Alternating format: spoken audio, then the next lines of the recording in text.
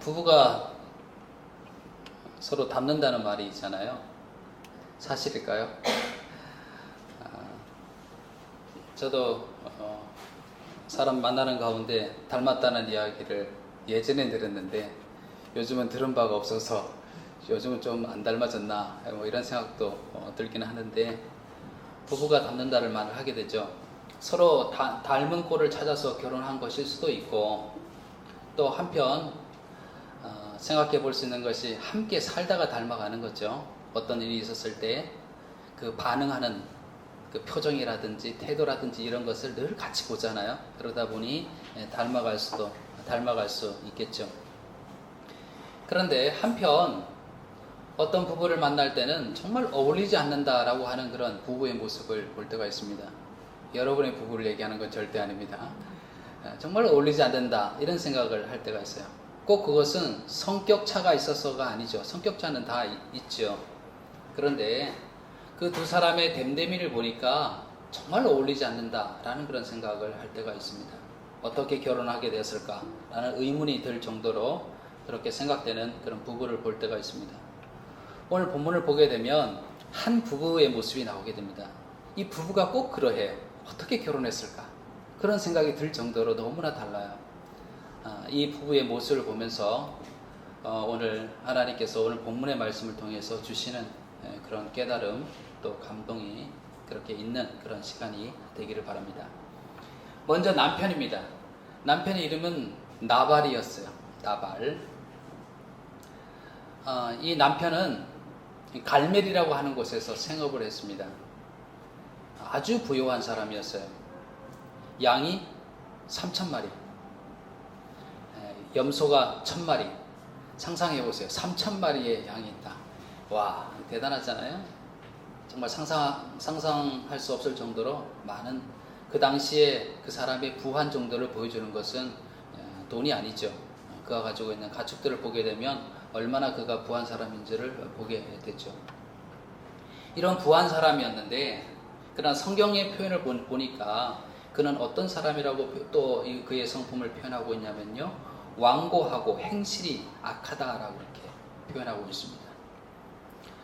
그 사람이 완고하고 행실이 악하다라고 하는 그의 성품을 여실히 드러내는 일이 발생하게 되었어요. 때는 어느 때였냐면, 이 가축하는 사람에게 있어서 축제와 같은 날이 있어요. 농사 짓는 사람들은 축제와 같은 날이 언제겠습니까? 곡식을 거두는 날이잖아요. 추수감사절 같이 곡식을 거두는 날이잖아요. 너무 기쁜 마음으로 사람을 초대해서 잔치를 벌이고, 그때는 아끼지 아니하고 음식을 나누고 그러잖아요. 가난한 사람이 온다 할지라도 그들에게 나눠주고 선물을 주고 하는 때가 이런 추수감사절과 같은 이런 축제의 절기가 유목민에게 있어서는 양털 깎는 날이에요. 양털 깎는, 모두 모여서 양털을 깎으면서 정말 깎여진 양털을 보면서 내가 이런 또 부를 누리게 되었구나, 또 마음의 여유를 가지고 사람들에게도 나눠주고 베풀고 그러죠. 어려운 사람에게도 음식을 나눠주고 선물도 나눠주고 그렇습니다. 이 잔치와 같은 날, 이 좋은 날에 다윗이 그에게 사람을 보냅니다. 이 나발에게 사람을 보내서 도움을 요청하게 됩니다. 이 다윗이 왜 도움이 필요하게 되냐면, 다윗을 따르는 무리들이 있잖아요. 그런 다윗을 따르는 무리들과 함께 여러 활동을 하게 될 때 당연히 경제적으로 필요한 부분들이 있겠죠. 그것을 이 나발에게, 그 좋은 날에 나발에게 사람을 보내어서 도움을 요청하게 됩니다. 근데 잔치날이면은 그냥 얼굴도 모르는 나그네라도 그들에게 도움을 줄 만도 한데, 나발은 매몰차게 이를 거절합니다.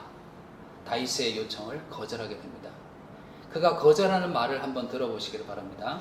나발이 다윗의 사환들에게 대답하여 이르되, 다윗은 누구며 이새의 아들은 누구냐?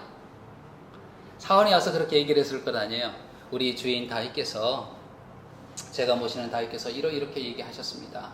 그래서 당신께서 호의를 베풀어 주기를 원합니다 라고 그렇게 얘기를 했을 거 아니에요. 그런데 이 나발이 이야기하기를 그렇게 이야기하는 거죠. 다윗이 누구야? 이렇게, 다윗이 누구야? 다윗에 대해서 모르는 게 아니죠. 이새의 아들, 아버지가 이새라는 것을 알죠. 이새의 아들은 누구냐? 라고 그렇게 얘기를 하게 됩니다. 그리고 그 다음에 얘기하기를, 내가 어찌 내 떡과 물과 내 양털 깎는 자를 위하여 잡은 고기를 가져다가 어디서 왔는지 알지 못하는 자들에게 주겠다고 하겠느냐? 라고 그렇게 얘기를 하게 됩니다. 나발이 다윗을 몰랐을까요? 전혀 그렇지 않죠. 모를 수가 없습니다. 다윗이 골리앗을 죽인 그 일은 백성들 사이에 다 퍼졌고, 블레셋과의 전투에서 가는 곳마다 승리했던 이 다윗의 승전보를 못 들을 리가 없죠. 또 지금 사울왕에 쫓겨서 도망 다니고 있다라고 하는 그의 형편에 대해서도 잘 알고 있었을 것입니다. 그런데 그가 다윗이 누구냐, 이새의 아들이 누구냐라고 이렇게 얘기를 하고 있습니다. 여러분, 이 다윗을 가르쳐서 이새의 아들이 누구냐라고 얘기했던 말은요, 참 모욕적인 말입니다. 왜냐하면 다윗의 대적자들이 다윗을 깎아내리면서 했던 말이 바로 이새의 아들이라는 얘기입니다. 이름도 없는 비천한 가문의 보잘것없는 존재임을 드러낼 때 다윗의 대적자들이 한 얘기가 이새의 아들이라는 말을 쓰는 겁니다. 바로 나발이 이 다윗을 향하여서 그렇게 이야기를 하게 된 거죠. 도움을 요청하는 다윗에게 그냥 어렵습니다라고만 얘기해도 될 텐데, 본인이 하고 싶지 않으면 어렵습니다라고 얘기해야 될 텐데, 더 나아가서 나발은 다윗의 요청을 비웃고 경멸하며 거절하는 그런 모습을 보게 됩니다. 우리 현대인의 입장에서 이렇게 의문을 제기할 수도 있어요. 아니, 부하들을 보내서 왜 다윗이 손을 내미는 거야? 다윗이 뭐 나발에게 뭘 해준 것이 있다고 그렇게 손을 내미는 거야. 마치 힘께 쓰는 사람들이 내가 여기 보호해 주겠다고, 이 지역 보호해 주겠다고 보호료를 뜯는 거 같이 보이는 거 아니야? 라고 그렇게 볼 수가 있죠. 현대인의 관점에서 보게 되면 그렇습니다. 불법적으로 강탈을 하게 되는 그런 행위처럼 보이게 됐죠. 다윗을 따르는 그 군사들과 함께 뭔가 불법적으로 이렇게 탈취하는 거 아니야? 이렇게 볼 수도 있습니다. 그러나 당시에 이 고대에서는 다윗과 같은 요구를 하는 행위는 이상한 일이 아니었습니다. 왜냐하면 지금은 치안을 감당하는 경찰이 있고 정부가 있지만은 당시에는 치안을 유지해주는 경찰력이 없었기 때문에 떼지어 다니는 약탈자들이 있죠. 그들의 무리로부터 자신의 생명과 재산을 지킨다는 것은 정말 쉽지가 않습니다. 그런 상황 속에서 다윗이 보호막이 되어주어서 그 보호를 해준 그 최소한의 대가를, 그 도움을 정중하게 요청하는 것은 결코 무리가 아니었습니다. 다윗이 그동안 나발을 위해서 한 일을 이 나발의 한 종이 한 말을 통해서 알 수가 있어요. 나발의 종이 이 여주인에게 한 말이 뭐라고 얘기를 하냐면, 우리가 들에 있어 그들과 상종할 동안에, 이 다윗과 그를 따르는 무리들이죠. 상종할 동안에 그 사람들이 우리를 선대하였으므로 우리가 다치거나 이런 것이 없었으니, 우리가 양을 지키는 동안에 그들이 우리와 함께 있어 밤낮 우리에게 담이 되었습니다. 어떻다는 얘기입니까? 울타리가 되어줬다는 거예요. 우리를 늘 선대해주고 우리를 보호해주고 돌보아줬기 때문에 우리가 여기 있는 겁니다. 그렇게 우리는 은혜를 입었습니다. 라고 하인이 한 얘기를 통해서 나발에게 다윗이 어떤 은혜를 베풀었는지를 보게 됩니다. 그러니 생각해보게 되면 이 나발이 안전하게 목축업을 하면서 부를 축적할 수 있었던 것은 다윗의 이러한 보호와 돌봄이 있었기 때문에 그렇습니다. 파수꾼의 역할을 해주어서 광야의 사나운 맹수로부터 보호해주고, 또 광야의 그 약탈자들로부터 안전하게 보호해줬기 때문에 나발이 이렇게 안전하게 자신의 부를 축적할 수 있었고, 지금 양털 깎는 날에 이런 축제를 할 수 있었던 것도 다윗의 보호가 있었기 때문에 그렇습니다. 그럼에도 불구하고 나발은 그 은혜를 몰랐을 수도 있고, 또 알았다 하더라도 그 은혜를 저버리고 있고, 그가 이야기하기를 내 떡을, 내 물을, 나의 양털 깎는 사람들을 위하여서 마련한 이 음식을 내가 누구에게 주겠느냐, 알지도 못하는 누구에게 주겠느냐라고 이야기하면서 마치 자기의 힘으로만 살아온 것처럼, 자기의 노력으로 살아온 것을 내가 한 푼이라도 누구에게 주겠느냐라고 이야기하는 것을 보면서 자기가 잘나서 안전하고 자기가 잘나서 부를 누리는 것처럼 다윗을 비웃고 경멸하고 있는 것을 보게 됩니다.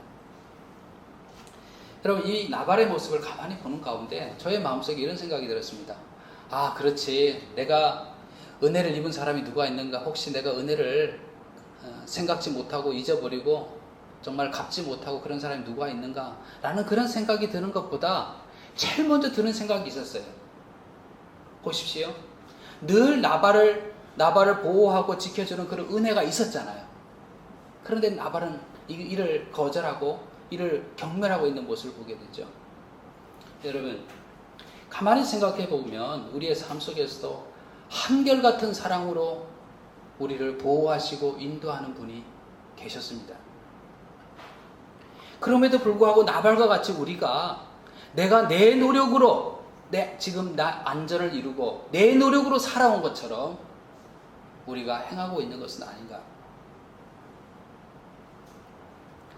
나를 한결같은 사랑으로 돌보고 인도해 주셨던 그 존재를 의식하지 않으면서 오히려 그분을 냉대하고 뒷전으로 내몰고 마치 내 인생이 내 것인 양, 내 힘으로 살아가는 양, 내가 앞장서서 살아가는 그런 모습은 아니었는가. 여러분, 한결같은 사랑으로 우리를 돌보시고 우리를 붙잡으셨던 분 누구십니까? 하나님이십니다. 하나님의 은혜를 믿고 살아갈 수 있다는 것을 생각하게 된 거예요. 나발의 모습을 보면서 어떻게 이런 은혜도 모르는 놈이 라고 생각을 했는데 좀 더 생각하니까 우리가 너무나 당연하고 너무나 당연한 우리의 일상이 내 힘으로 된 것이 아니라 하나님의 은혜 속에 살았다는 것을 생각하게 된 거예요. 나는 이를 기억하고 있는가? 나는 그 하나님을 내 뒷전으로 몰아내놓고 내 힘으로 살았던 것처럼 생각하며 살고 있지 않았는가? 그런 생각을 하게 됩니다. 여러분, 로마서 말씀을 보다 보니까요, 하나님을 무시하며 불신앙의 모습으로 살아가는 사람들에 대해서 이렇게 표현한 그런 말씀이 있는 것을 보았습니다. 하나님을 알 때 하나님을 영화롭게도 아니하며 감사하지도 아니하고 오히려 그 생각이 허망하여지며 미련한 마음이 어두워졌나니 스스로 지혜 있다 하나 어리석게 되어 썩어지지 아니하는 하나님의 영광을 썩어질 사람과 새와 짐승과 기어다니는 동물 모양의 우상으로 바꿨느니라. 하나님을 알면서도 하나님을 영화롭게 하지도 않고 감사하는 마음을 가지지도 않고 오히려 생각이 허망해지고 자기가 스스로 지혜 있다 생각해서 자기 힘으로 살아가는 것처럼 행동하면서 여러 우상을 섬기는, 사랑하는 대상, 관심 있는 대상, 기대는 대상을 하나님이 아니라 다른 것에 기대어서 다른 것을 사랑하며 살아가는 그런 허망한 사람들에 대해서 이야기하고 있는 것을 보게 됩니다. 여러분, 베풀어진 이 다윗의 은혜를 기억지 아니하고 또 안다고 해도 이를 저버리고 경멸하고 비난했던 이 나발의 모습을 보면서요, 하나님 앞에서는 우리의 모습을 생각하게 됩니다. 우리는요, 하나님의 은혜가 있습니다. 우리가 너무나 당연하게 생각하는 아침에 일어나서 우리가 눈을 뜨고 호흡을 하고 우리가 하늘을 보고 사람들을 만나고 웃고 대화하고 이런 모든 일상이 그냥 너무 당연한 것이 아닙니다. 하나님의 붙드심이 없었다면 우리들에게 없는 것이지요. 그렇기에 잊지 말아야 합니다. 우리가 어떤 은혜를 받았고 그리고 지금 어떤 은혜를 누리고 있는지를 우리가 결코 잊지 말아야 됩니다. 시편에서 이렇게 얘기하고 있습니다. 내 영혼아 여호와를 송축하며 그의 모든 은택을 잊지 말지어다. 우리에게 베풀어진 하나님의 은택을 잊지 말지어다. 또 시편에서 이렇게 얘기하고 있습니다. 감사로 제사를 드리는 자가 나를 영화롭게 하나니 라고 되어 있습니다. 우리의 삶을 통해서 매번 드려야 될 제사, 어떤 제사라고요? 감사의 제사를 드리는 겁니다. 여러분, 아침에 눈을 뜨고 또 밤에 주무시잖아요. 침대에 누워서 잠을 자잖아요. 눈을 뜨면서 어떤 생각이 드십니까?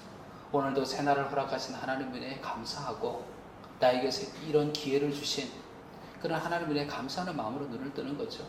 잠을 잘 때 어떻습니까? 오늘도 하루도 내가 살았는데 사람을 만나고 여러 일을 하고 그런 가운데 이렇게 안식을 누리게 됐는데 하나님 은혜를 생각하는 겁니다. 하나님께서 오늘도 나와 함께 하셔서 나로 이렇게 평안한 삶을 자기 하시는구나. 하나님 은혜에 감사합니다. 감사로 시작하고 감사로 마치는 것입니다. 그것이 감사의 제사를 하나님께 드리는 것입니다. 그런 감사의 제사를 드리는 자가 나를 영화롭게 하나니 하나님을 영화롭게 한대요. 우리는 기도하면서 제가 하나님 영광이 되기를 원합니다. 하나님 영화롭게 하기를 원합니다. 그래서 큰 일을 생각하기 쉽잖아요. 그러나 그렇지 않습니다. 매 순간 내게 베풀으신 그 은혜를 잊지 아니하고 하나님께 감사의 제사를 드리는 겁니다. 그러니 여러분, 저와 여러분 매일 아침마다 감사의 제사를, 내일 밤마다 하나님께 감사의 제사를, 그리고 자녀들을 위해서 자녀와 함께 기도할 때도 이 감사를 전수할 수 있는, 감사의 마음을 나눌 수 있는 그런 저와 여러분이 되시기를 바랍니다. 내게 이미 임하였고 함께 하시는 하나님의 은혜를 잊지 않고 매일 감사함으로 하나님을 영화롭게 하는 우리 모두가 되기를 간절히 축원을 드립니다. 나발이 딱 보기에 세상의 관점으로 보게 되면 어떤 사람입니까? 성공한 사람이에요. 그죠? 누가 부동산을 얼마 가지고 있고 그 통장에 그 계좌에 돈이 얼마 있고 이렇게 아는 순간 사람들이 그를 평가하게 될 때 먼저 어떤 말이 나옵니까? 오, 그 사람 성공했네. 그렇게 얘기 나올 것 아니겠어요? 세상의 눈으로 보게 되면 나발은 성공한 사람입니다. 부한 사람이자 성취 욕구가 높은 사람이죠. 열심히 산 사람이라고 볼 수 있죠. 또 자신에 대한 프라이드도 높은 사람이라고 볼 수 있습니다. 근데 여러분, 나발의 이름의 뜻이 뭔지 아십니까? 성경을 보게 되면 고대 히브리 사회 때에 사람의 이름이 그 사람의 특성에 따라서 종종 지어졌는데 나발도 마찬가지로 그의 특성에 따라서 나발의 이름을 지었어요. 근데 부모님이 왜 이 나발을 나발이라고 졌는지 모르겠지만 나발의 이름의 뜻이 뭐냐면 어리석은 자, 미련한 자라고 하는 뜻입니다. 성공적으로 보이는 이 나발의 모습이 왜 어리석습니까? 다윗을 대하는 태도를 보면 알 수 있죠. 예의가 없고 물질주의적이며 무감각하고 사태 파악을 못하죠. 그러나 그의 어리석음의 핵심은 어디에 있냐면 은혜에 대한 감사가 없습니다. 은혜를 경멸로 돌려주는 그를 보게 됩니다. 바로 이 사람이 나발, 어리석은 자입니다. 하나님의 은혜 안에 살면서 또 내가 어떤 사람의 은혜를 잊고 살면서 결코 어리석은 자가 되지 마시기를 바랍니다. 나발과 같은 삶을 살지 마시기 바랍니다. 은혜에 감사하면서 은혜를 갚는 그런 사람이 될 수 있는 그런 여러분이 되시기를, 저와 여러분이 되시기를 간절히 축원을 드립니다. 코로나 전에는 제가 1년에 한 번씩 한국을 방문했잖아요. 방문하게 되면 여러 회의도 참석하고 또 여러 일을 보고 오곤 했는데 코로나 상황에 들어서 한국을 방문하지 못하니까 더 간절해지는 것이 있어요. 그게 뭐냐면 만나야 될 사람이 떠오르는 거예요. 만나야 될 사람. 어떤 만나야 될 사람이 떠오르냐면 먼저 제가 대학 다닐 때 등록금이 없을 때 사람들에게 얘기를 해서 조금씩 돈을 모아서 제게 등록금을 대어준 어떤 장로님이 계십니다. 또 제가 방학 동안에 어디 갈 곳이 없을 때에 저를 집으로 초대해서 집에서 지내게 해주셨던 그 장로님이 계십니다. 그래서 그때 먹었던 반찬 중에서 제가 제일 기억나는 게 뭐냐면 소고기 장조림이에요. 그래서 얼마 전에 제가 제 아내랑 같이 소고기 장조림을 먹으면서 여보, 나 장조림만 보면 나는 그 장로님이 생각나. 거기서 먹던 장조림이 생각나. 생각하면 생각할수록 그분의 은혜가 생각되는 거예요. 저희가 어려울 때 불러다가 상담도 해주시고 또 그때 서울역 가까운 어느 곳에서 스테이크를 먹었는데 그 스테이크 맛이 늘 생각나는 거예요. 그때 스테이크 먹었어요. 제 아내는 기억도 못 하더라고요. 스테이크 먹었는데 장로님이 생각나요. 그래, 한국 가면 꼭 뵙고 인사를 드리고 이번엔 내가 스테이크를 사야지. 내가 장로님께 맛있는 대접을 해드려야지. 이런 생각을 하게 되고요. 또 어떤 한 여 장로님도 계신데요. 그 여 장로님 예전에 한국을 언제 방문했을 때에 누군가 제 뒤에 오더니만은 눈을 가리는 거예요. 그러면서 멀리서도 이 소리가 다 들리네? 막 이러면서 그러시는 거예요. 봤더니 그 여 장로님께서 저의 목소리를 듣고, 저 목소리가 크지도 않잖아요. 그러나 제 목소리를 듣고 오셔서 반감을 표시하면서 그랬던 그 여 장로님 가서 꼭 인사를 드리고 큰절을 하고 그 장로님을 안아드리고 그렇게 해야 되겠다는 그 장로님도 생각나고, 또 제가 첫 목회했을 때 늘 집에 자녀들이 사과를 예를 들어 3개를 가지고 왔다 그러면 그 중에서 제일 이쁜 거 골라서 하나를 닦아가지고 저희 집에 가지고 오곤 하셨던 그 권사님 늘 생각납니다. 그 권사님 돌아가시기 전에 꼭 제가 또 다시 한번 뵙고 인사드리고 안아드리고 그렇게 해야 되는데 그런 생각이 가져가게 됩니다. 왜 코로나 상황 속이니까 오히려 막 더 은혜에 대한 생각이 더 들게 됩니다. 여러분 나발을 보면서 생각하죠. 하나님의 은혜를 잊지 않고 또한 우리가 입은 그 은혜를 결코 잊지 않는, 그것을 잃어버리는 어리석은 미련한 자가 되지 않는, 그게 미련한 자예요. 그가 성공했다고 사람들은 다 얘기할지 모르지만 그게 성공한 삶이 아니에요. 양의 수가 아무리 많아도, 그가 가지고 있는 가축의 수가 많아도, 그가 가지고 있는 부가 그리 크더라도 그게 성공한 삶이 아닙니다. 미련한 삶이라고 그렇게 얘기했습니다. 나발의 삶, 미련한 삶인 거죠. 여러분 이런 미련한 삶을 결코 살지 않도록 은혜를 잊지 않는 그런 여러분이 되기를 바랍니다. 이런 나발과 함께 사는, 결코 어울리지 않는, 나발과 어울리지 않는 여인 나옵니다. 아비가일입니다. 아비가일이라는 여인. 여러분 혹시 성경을 읽으면서 그런 생각 해본 적 없으세요? 성경에 나오는 인물 가운데서 내가 하나님 나라 가거든 꼭 보고 싶다, 만나고 싶다, 이런 인물 있으십니까? 구약이든 신약이든 여러 인물들 생각할 수 있잖아요. 난 아브라함을 꼭 보고 싶어, 이렇게 생각할 수도 있고, 그렇게 이기적이었던 그 야곱도 보고 싶어, 이럴 수도 있고, 또 애굽에 팔려갔을 때 얼마나 요셉이 잘생겼는지, 그 애굽의 그 사모님께서 나랑 같이 자자라고 그렇게 유혹했던 그 요셉이 얼마나 잘생겼을까 라고 생각해서 요셉의 얼굴도 보고 싶은 그런 생각이 들 수도 있잖아요. 베드로는 우락부락하게 생겼을까, 어땠을까, 이런 생각도 하게 되죠. 무엇보다도 예수님께서 인간으로 오신 예수님께서 어떤 모습인지에 대한 것도 보고 싶죠. 여인들도 생각나게 되죠. 얼마나 이뻤으면 아내를 여동생이라 속이고 그랬을까, 사례는 어떻게 생겼을까, 이런 생각도 들고, 또 라헬도 궁금하잖아요. 야곱이 그렇게 열심히 일하여서 그 여인을 얻기 위해서 그렇게 열심히 일했는데 라헬은 어떻게 생겼을까, 이런 생각도 들잖아요. 밧세바는 어떻게 생겼을까, 다윗이 이 밧세바를 보고 그렇게 시험에 그 범죄했는데 이 밧세바는 어떻게 생겼을까, 이런 생각도 들고, 삼손이, 그 힘센 삼손이 이 여인의 무릎 속에서 힘을 다 잃어버리고 그냥 자기의 그 힘의 비밀을 다 얘기했던 드릴라는 어떻게 생겼을까, 이런 생각도 들잖아요.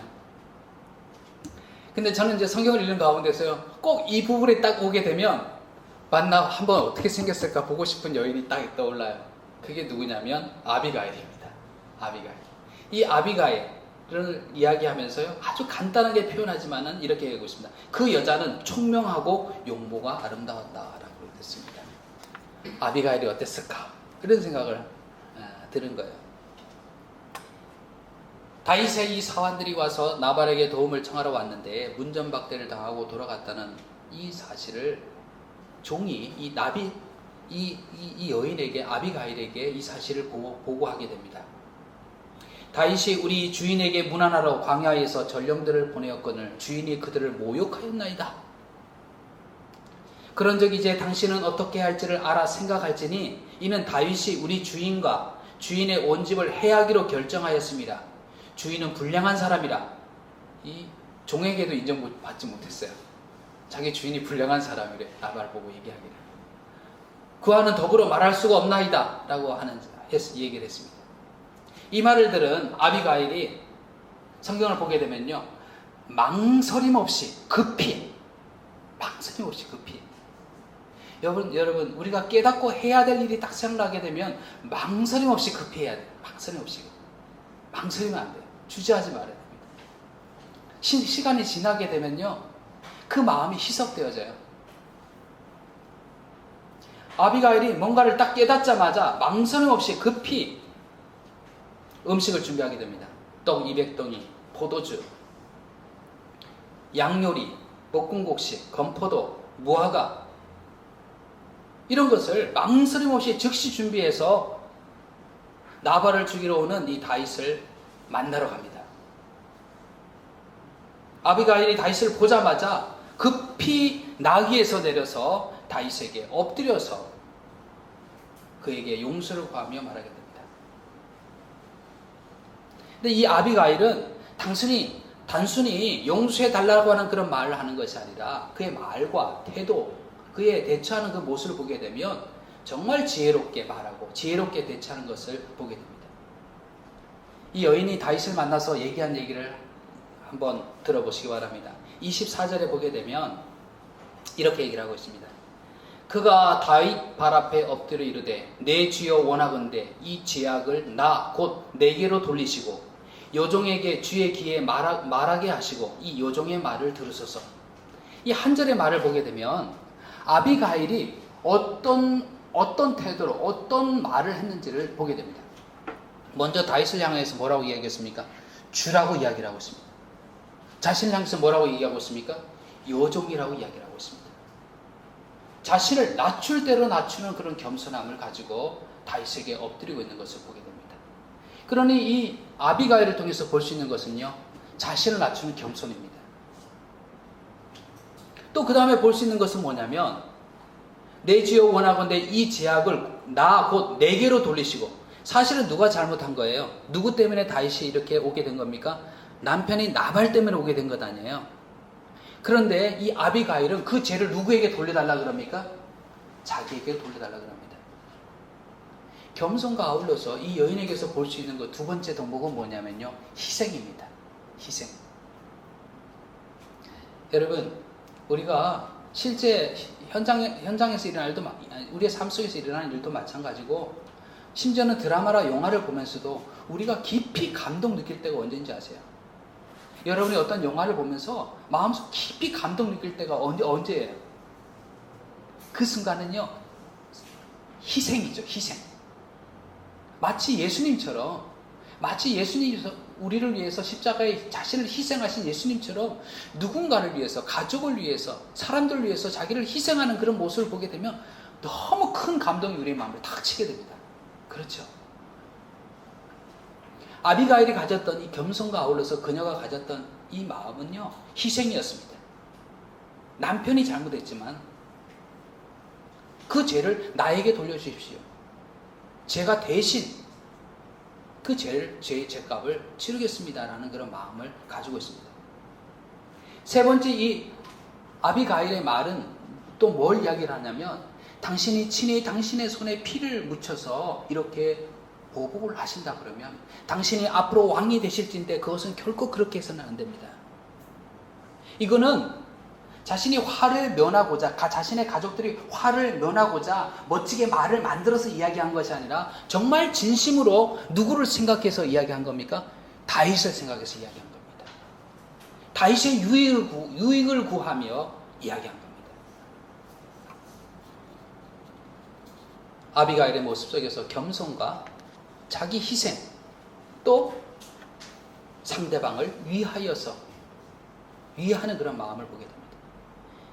이런 아비가일에게 다윗이 이렇게 얘기를 하게 되죠. 다윗이 아비가일에게 이르되 오늘 너를 보내어 나를 영접하게 하신 이스라엘의 하나님 여호와를 찬송할지로다. 아비가일과의 만남이 누구의 인도하신 따라 만났다는 얘기입니까? 하나님께서 너를 만나게 하셨구나 라고 하는 말이었고, 그 다음에 또 얘기하기를 또 너의 지혜를 칭찬할지며 또 내게 복이 있을지로다. 오늘 내가 피 흘릴 것과 친히 복수하는 것을 너가 막았느니라 라고 되어 있습니다. 이 아비가일을 향해서 무엇이 있다라고 이야기했습니다. 너야말로 지혜로운 자다 라고 이야기하고 있고, 너를 통해서 이 피의 복수가, 이 피의 살인이 막아졌도다 라고 다윗이 이야기를 하고 있습니다. 여러분, 이 아비가일의 이 겸손함과 희생정신, 또 다윗을 높이는 피의 복수, 이 피의 죽음을 막아낸 모습을 보면서 생각나는 분이 있었습니다. 겸손을 생각할 때 여러분 말씀 들어보시기 바랍니다. 누가 이 말씀 하셨습니까? 나는 마음이 온유하고 겸손하니 나의 멍에를 메고 내게 배우라. 그리하면 너희 마음이 쉼을 얻으리니. 사람의 모양으로 나타나사 자기를 낮추시고 죽기까지 복종하셨으니 곧 십자가에 죽으심이라. 그의 삶을 통해서 겸손을 보이신 분 누구십니까? 예수님이십니다. 두 번째, 아비가일의 희생을 이야기했잖아요. 예수를 보면서 우리는 뭘 보게 됩니까? 희생을 보게 됩니다. 우리가 아직 죄인 되었을 때에 그리스도께서 우리를 위하여 죽으심으로 하나님께서 우리에게 대한 자기의 사랑을 확증하셨느니라. 우리를 위하여 죽으심으로 자신을 희생하셨습니다. 그리스도께서 너희를 사랑하신 것 같이 너희도 사랑 가운데서 행하라. 그는 우리를 위하여 자신을 버리사 향기로운 제물과 희생 제물로 하나님께 드리셨느니라. 희생. 예수님이 생각나죠.